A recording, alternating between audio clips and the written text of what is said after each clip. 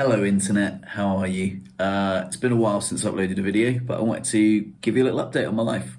What is making me sad? Well, I think I'm just going to do a little bit of a monologue. So if you want to watch on 1.5 speed, then go ahead because I think, might save you a few minutes of your life. But here we go. So, what's been making me sad? As silly as it sounds, it's actually dating.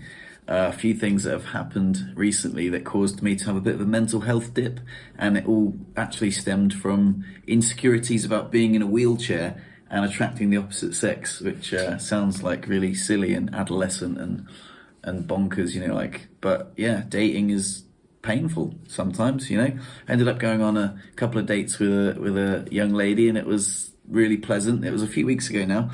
And, we had such a great time. We were laughing and flirting away. And we ended up having a little kiss. And that was beautiful. I was like buzzing. I think I was like, got my mojo back. But she ended up saying that she just wanted to be friends. There's really long story short here. But I kind of felt like I got friend zoned because I was in a wheelchair. And whether that was the case or not, it could have been literally a number of things. That was what my mind was telling me. My mind was weaving this horrible, stomach churning tale of insecurity of you're unworthy of love because you're this sexless eunuch who just wheels around and no one could possibly see you as someone who they'd want to, be intimate with. And I just thought, that's not very nice, is it? That's not a very nice way to talk about yourself. But unfortunately, those were the thoughts that, that was like a little seed that was planted, which grew into, just some horrible thoughts that didn't make me feel too great. And the other thing that I'm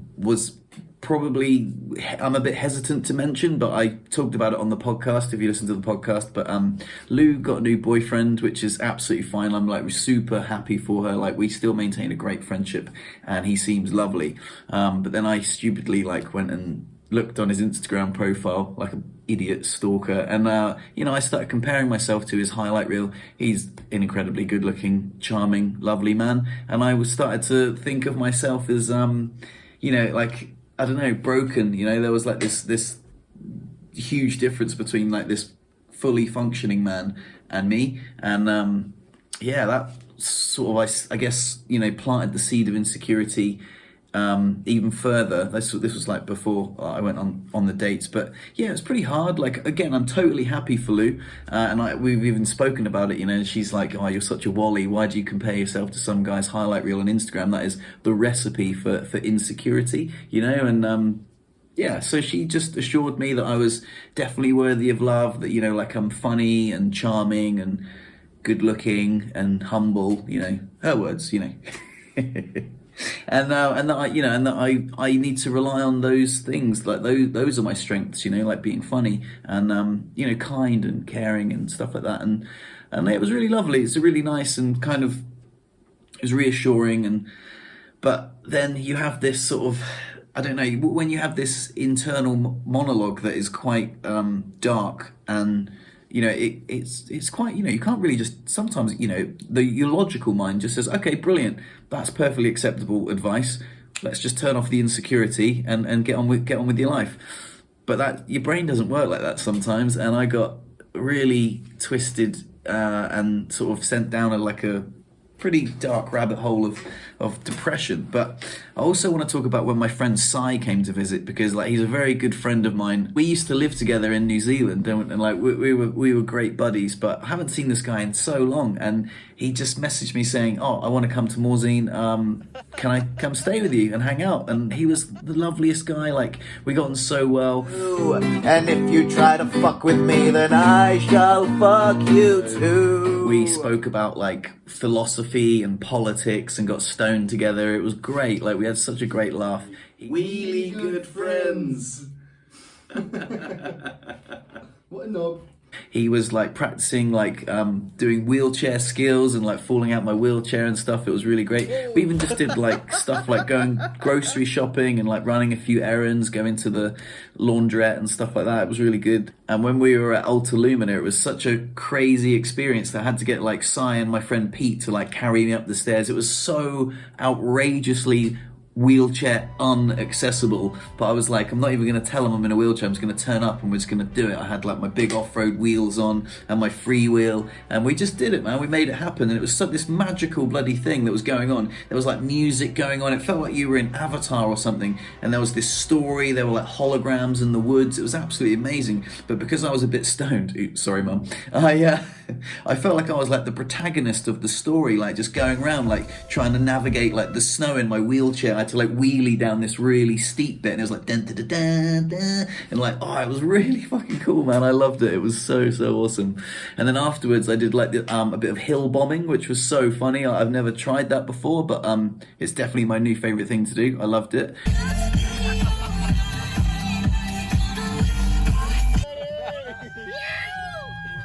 And then when Cy left, we went over on the Lausanne ferry across the lake. Yeah, dude.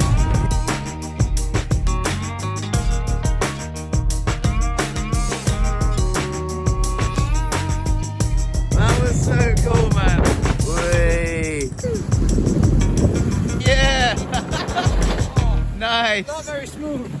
We went to the train station, we said goodbye, and then I bombed down this massive hill to get back to the ferry, and it was so much fun. I was like, excusez-moi, attention, pew, pew, like through the pedestrians. And then the other thing is, when you're in a wheelchair, people like jump out of your way and they're like, oh, sorry. You're like, get out of my way.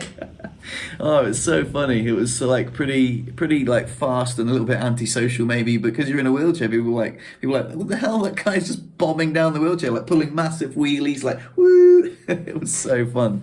Anyway, got to the ferry. It was like FaceTiming my mum off the back of the ferry. I was like, oh, what's up, mum? How you doing? Sun was shining. I flew down that hill so quickly, past so many pedestrians, past cars even, like, because I didn't have to deal with traffic lights. It was so much fun. I'm on the boat. Like, it took me like 9 minutes to get down the hill. Would have taken longer on the metro. Stoked. Love hill bombing. And then I got back and I felt like I was really buzzing, and then from nowhere it just completely blindsided me. I had this huge, almost like a come down, like boom, like went into like this depths of despair, like quite a dark place. I also got COVID as well, which I was quite ill. It just felt like a bit of a dodgy cold, if I'm honest, like maybe a little bit of fever, a little bit of fatigue, but nothing to write home about. A couple of paracetamol, Bob's your uncle. But it felt like, I don't know, just complete fatigue, and I just sunk, and I just couldn't seem to get out of this dark hole. Like I say, it just completely blindsided me, man. And I started having these horrible insecure thoughts about like not being worthy of love, and it was just really tough. It was a really horrible place to be in, and it was just really unpleasant, for me for a while. However, I continued with my daily practices, and then I finally got my bike fixed, which was amazing. And I ended up, the snow had melted enough, and I went out and I rode my bike, and I had this great little bike ride in the sun, and I was getting exercise and vitamin D on my face, and I was like, oh, this is so good. And I came back and I was buzzing with endorphins, and finally I was like, oh man, I feel like I've lifted out of this darkness that came over me, and I was like, oh, thank goodness, like I feel so much better. And it was absolutely awesome. I wrote a song for my friend Mickey for his birthday, which I'll be trotting round the globe on the road for days. He's making videos on the global stage. Everywhere he goes, he's surrounded by babes, whether Mexico or Saudi Arabia. It's Mickey Fitz, yo. I made some brownies for Martine and Nicole. That's my landladies. Thank you so much. Extra one for you. I sent a card to my sister with a drawing, because she likes golf and stuff, and it was just really nice. I felt like I was in this lovely place of just spreading the love and being, like seeing life through the lens of love. And this time without a medicinal mushroom ceremony, I actually did it on my own. Like normally I'd just be like, oh, well, it's okay, I could just, have my little dose of psilocybin. But it was really great to actually like come out of it, like just with, exercise and determination. And, to be honest, there's probably a bit of luck too. I'm not going to say I know the secret of getting out of a dark hole. It was probably a lot of luck involved. The other thing that happened was I went skiing and I really didn't like it. It was it's something that I really want to like, like, but you're stuck in this like little plastic cocoon, which is really bloody uncomfortable. My legs were spazzing loads, my feet were freezing, and it was not really that pleasant. You're like, oh, like you're sat. Like I've already got like metalwork in my back, and I'm sort of like being, pushed around on the snow, and it was quite unpleasant, and I've done it before and I didn't like it. I really want to like it, but I don't, and I just I had to break the news to poor Olivier. He's like the sweetest man in the world, and it's like someone cooking you a lovely meal. Look, we're taking you skiing in Leger. You remember Leger? You used to live in Leger, and I did, like, and that's what was really hard. Like, memories of Lou and I, like, I know that resort like the back of my hand. I know you'd be like, on a powder day I used to do like a backflip there right underneath the lift, and people used to go wee, and I used to be like the king of the hill, and now I'm just stuck in this sit ski. And I was actually genuinely worried about my arms as well. I was like, fucking hell, I could really hurt myself doing this, and it's just something I don't like. I don't like being cold. I don't like being in the snow. Also, like, there was one bit where I really needed a wee, and I was like, oh fuck, I'm gonna piss myself here. Yeah, you know what? One of the highlights of the day was when I got to the toilet and I was like, oh, I haven't pissed myself.